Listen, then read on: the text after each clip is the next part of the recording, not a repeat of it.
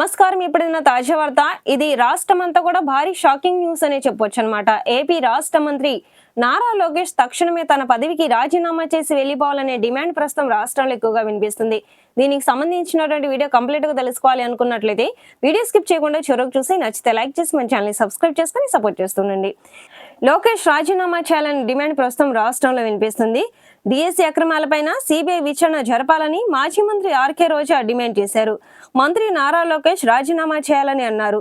Pending ఉన్న fee reimbursement చెల్లించాలని కూడా చెప్పారు. నిరుద్యోగ భృతిని వెంటనే చెల్లించాలని డిమాండ్ చేశారు. మెగా డిఎస్సీలో అక్రమాలకు బాధ్యత వహిస్తూ మంత్రి నారా లోకేష్ రాజీనామా చేయాలంటూ నగరి నియోజకవర్గంలో ఆర్కే రోజా ఆధ్వర్యంలో నిరసన ర్యాలీ అయితే చేపట్టారు. ఈ సందర్భంగా పుత్తూరు పట్టణంలో అంబేద్కర్ విగ్రహం వద్ద రోజా మాట్లాడడం జరిగింది. రాష్ట్రంలో కూటమి ప్రభుత్వం అధికారంలోకి వచ్చాక ఇచ్చిన మొదటి ఉద్యోగ నోటిఫికేషన్ ఇది. ఆ తర్వాత జరిగినటువంటి అవకతవకల గురించి చూసాం. క్వశ్చన్ పేపర్ తయారు చేసే నవీన్ అనే వ్యక్తికి ఫస్ట్ ర్యాంక్ అయితే వచ్చింది. సో అక్కడే మీకు పేపర్ లీకేజ్ అయిందనేది అందరికీ అర్థమైంది.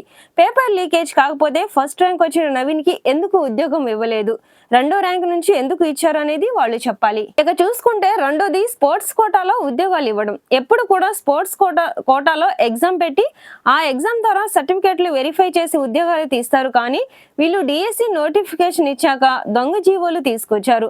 పోస్టులను అమ్ముకునేందుకు, దాని ద్వారా డబ్బులు దోచుకోవడానికి ఈ జీవోలను కూడా వాడారని వ్యాఖ్యానించడం అయితే జరిగింది.